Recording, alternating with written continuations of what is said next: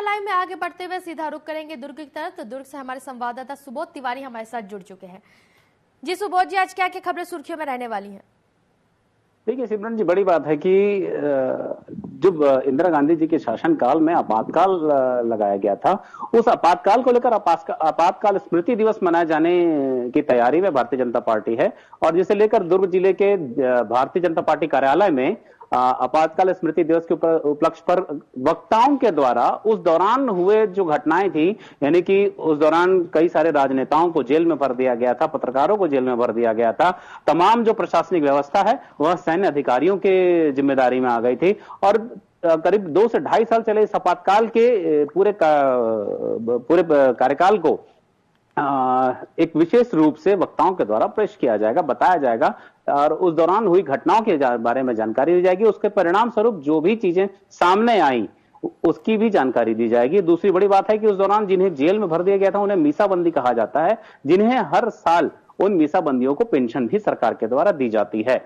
हालांकि पिछले 5 साल में बंद कर दी गई थी, कांग्रेस शासनकाल में मीसाबंदियों को जो पेंशन मिलती थी वह बंद कर दिया गया था। अब फिर से चालू करने की बात चल रही है और साथ ही आपातकाल को लेकर तमाम तरह की बातें, राजनीतिक बयानबाजी भी होंगे। दूसरी बड़ी बात है सिमरन जी की जिस तरीके से दुर्ग जिले में लगातार चोरी डकैती चाकूबाजी की घटनाएं बढ़ने लगी थी, उसे लेकर आईजी और एसपी के द्वारा एक नया निर्णय लिया गया है कि हर आला अधिकारी, क्षेत्र के आला अधिकारी को, हर टीआई को, हर डीएसपी सीएसपी को 3-3 घंटे रात्रि गश्त में अपना समय देना पड़ेगा और अल्टरनेट 3 घंटे एक अधिकारी, 3 घंटे दूसरे अधिकारी, इस तरह से गश्ती करेंगे। और इससे उम्मीद यह है कि इस उपाय से जितने भी वारदातें हैं, आपराधिक घटनाएं हैं, चोरी डकैतियां हैं, इस पर विराम लगेगा। बावजूद इसके दुर्ग जिले में अपराधियों के हौसले काफी बुलंद हैं। अगर बीती रात की ही बात करें तो छावनी थाना क्षेत्र में एक मेडिकल दुकान का शटर तोड़कर अंदर घुसकर लगभग 80,000 रुपयों की चोरी गले से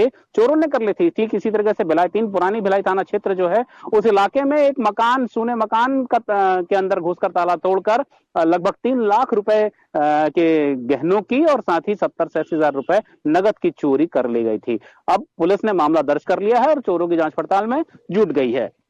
तीसरी बड़ी बात है, दुर्ग जिले में ऐसी दर्जनों ऐसी बड़ी फैक्ट्रियां हैं जहां 500 से लेकर 2000 तक श्रमिक काम करते हैं। इनकी सुरक्षा व्यवस्था को लेकर सुरक्षा अधिकारियों की तैनाती के लिए छत्तीसगढ़ प्रशासन के द्वारा दिशा निर्देश जारी कर दिए गए हैं। बताया जा रहा है कि हर एक फैक्ट्री में श्रमिकों की संख्या के अनुसार 1 से 2 सुरक्षा अधिकारी तैनात किए जाएंगे, जो तमाम तरह के वहां पर घटनाएं, दुर्घटनाएं, बैठकें और विपरीत परिस्थितियों के दौरान वहां उनकी मौजूदगी रहेगी और उन्हें उन पर नियंत्रित करने का काम भी इन सुरक्षा अधिकारियों के द्वारा किया जाएगा।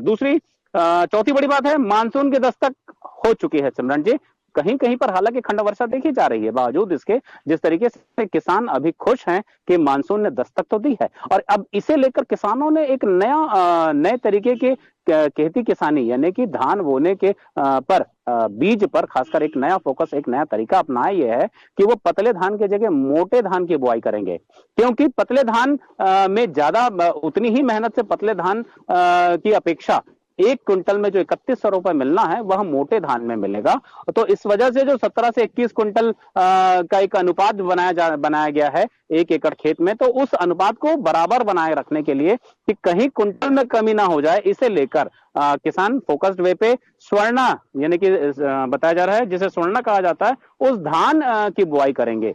इसकी मांग बढ़ गई है अब, क्योंकि इसकी मांग बढ़ने से पूर्ति में भी कमी आ रही है। अब ऐसे में जिला कृषि विभाग के पास एक नई चुनौती साबित हो गई है, जहां डीएपी खाद की कमी है, यूरिया की कमी है, वहीं अब इस बीज को लेकर जिस तरीके से किसानों ने अपना उपाय बदल लिया, तरीका बदल लिया है, तो इस बीज की कमी भी अब देखी जा रही है, जिसकी जुगत में जिले के अधिकारी लग चुके हैं।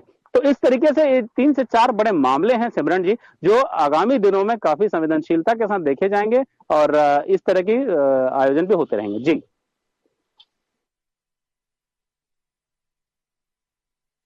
जी सुबोध जी, तमाम जानकारियों के लिए आपका धन्यवाद।